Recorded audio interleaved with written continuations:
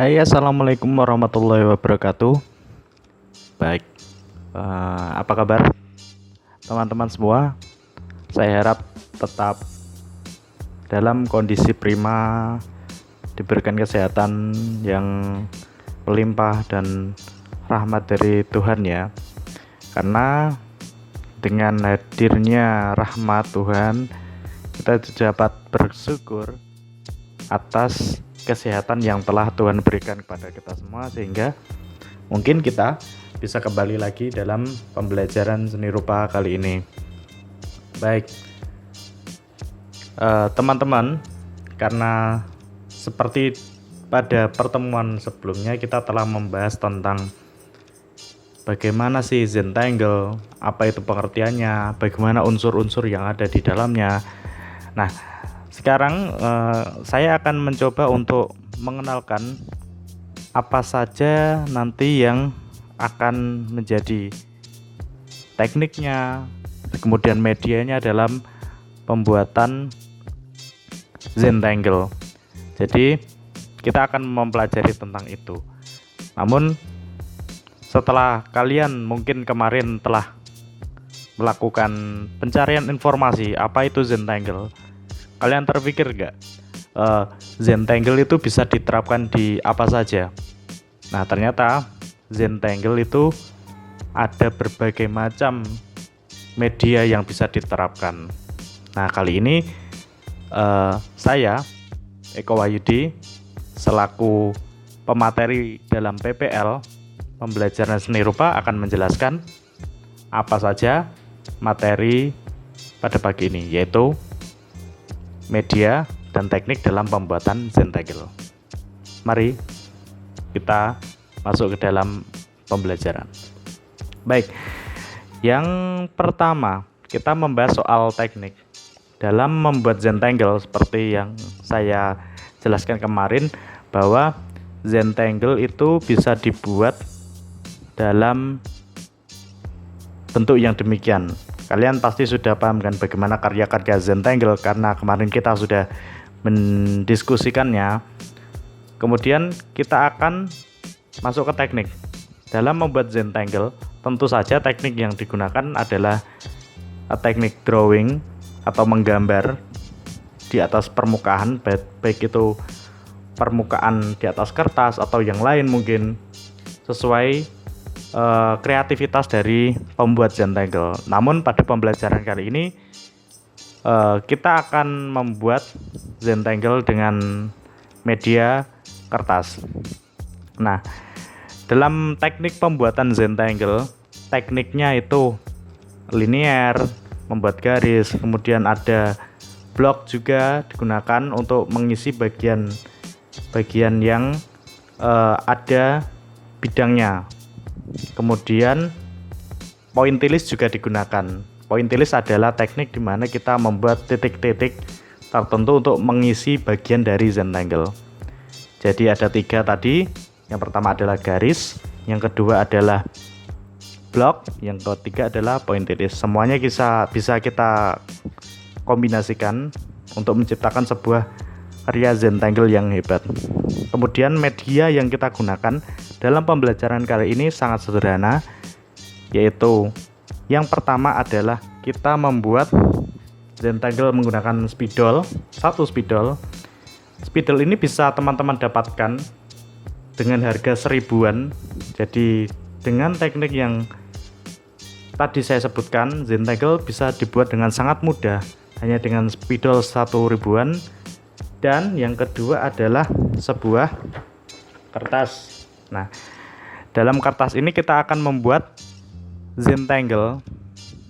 Nah, menggunakan spidol dan kertas untuk menciptakan satu karya yang luar biasa hanya dengan 2 bahan tersebut. Untuk lebih jelasnya langsung kita praktik gimana sih cara pembuatan Zentangle. Akan saya sajikan dalam video time lapse berikut ini. Baik, dalam sesi time lapse ini kita akan menyaksikan bagaimana Zentangle atau dalam hal ini mandala dibuat. Jadi mandala adalah sebuah tipikal karya di mana itu bisa juga disebut tahapan yang ideal untuk mengawali bagaimana sih kita berlatih dalam membuat Zentangle. Jadi tahap awalnya kita membuat sebuah ornamen yang berasal dari pusat. Dari pusat itu satu titik kita kembangkan dengan mengisi berbagai macam pola yang lain. Bisa dilihat. Nah, selain dalam membuat pola berbentuk atau berasal dari unsur garis, kita juga dapat mengkombinasikan bentuk-bentuk yang kita buat dengan berbagai teknik seperti yang saya jelaskan sebelumnya. Ada teknik linear, ada teknik blok, dan ada juga yang disebut sebagai teknik pointillis. Nah, bisa dilihat dalam mengisi berbagai macam pola kita bisa menggunakan kombinasi dari ketiganya.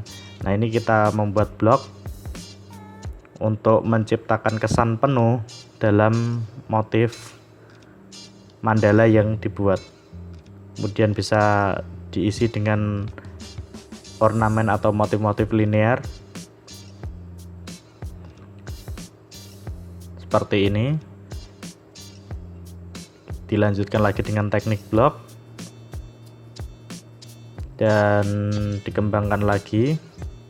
Nah, perlu diingat bahwa teman-teman tidak perlu terpaku bentuk apa saja sih yang bisa saya buat dalam menciptakan karya mandala. Nah, dalam mandala ini sebenarnya tidak menuntut suatu bentuk-bentuk tertentu sebenarnya, karena dalam mengembangkannya kita bisa berekspresi sebebas mungkin. Jadi karya yang dihasilkan itu bahkan di luar dugaan dan niat awal kita. Jadi kita sederhananya hanya mengisi pola saja sampai dari satu titik awal tadi bisa berkembang menjadi sebuah karya yang utuh. Nah, di sini kan teman-teman bisa melihat bahwa Zentangle sudah mulai kelihatan bagaimana bentuknya, bagaimana ekspresinya, bisa teman-teman lihat. Nah, dalam membuat karya mandala ini atau khususnya Zentangle, teman-teman perlu mengingat kita tidak usah terpaku atau tertuntut untuk menciptakan bagaimana sih motif-motif yang akan kita gambar. Kita eksplorasi saja, kita improvisasi saja sesuai dengan kemampuan kita. Nah, kenapa kita membebaskan seperti itu? Karena sejatinya dalam membuat mandala ini adalah sebuah bentuk pelepasan ekspresi. Jadi kebutuhan manusia akan pelepasan ekspresi keindahan tersebut bisa disalurkan melalui pembuatan Zentangle, atau dalam latihan awal ini kita sebut sebagai karya mandala. Disebut mandala karena karya ini sebetulnya berasal dari kawasan India ya, karena di India banyak sekali motif-motif mandala yang dibuat di sana. Ciri khas mandala yaitu tadi punya pusat unsurnya ada dari satu titik melebar diisi dengan berbagai motif atau ornamen, dan ya itulah mandala.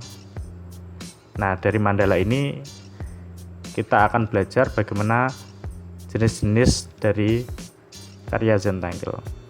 Bisa dilihat saya menambahkan beberapa aksen garis-garis untuk mengisi ruang-ruang yang sekiranya baik untuk diisi atau baik untuk kosong. Untuk sentuhan terakhirnya, teman-teman bisa mengkreasikan sesuai kemampuan kalian. Ini tidak wajib untuk sentuhan terakhir, tapi boleh saja kalian improvisasikan. Yang penting bentuk mandala secara utuh sudah ada, baru ditambahkan pemanis. Ini sangat tidak wajib, tapi bisa juga kalian menambahkannya. Seperti ini saya menambahkan kesan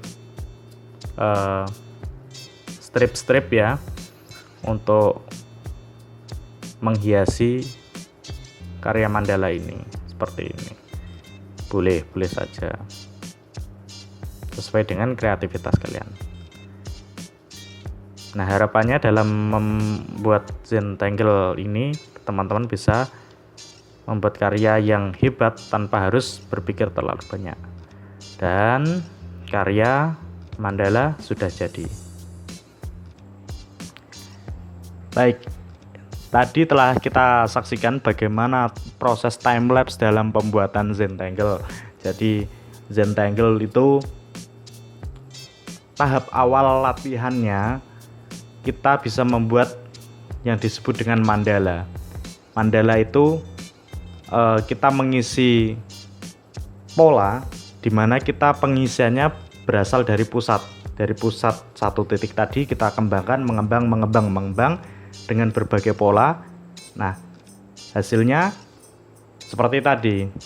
Nah, mandala ini merupakan tahap awal di mana kita bisa belajar bagaimana dalam membuat Zentangle untuk selanjutnya. Nah, mandala ini sangat tepat sekali bagi teman-teman untuk belajar mengenai pembuatan Zen art atau Zentangle. Nah, hasilnya adalah seperti tadi. Nah, seperti ini.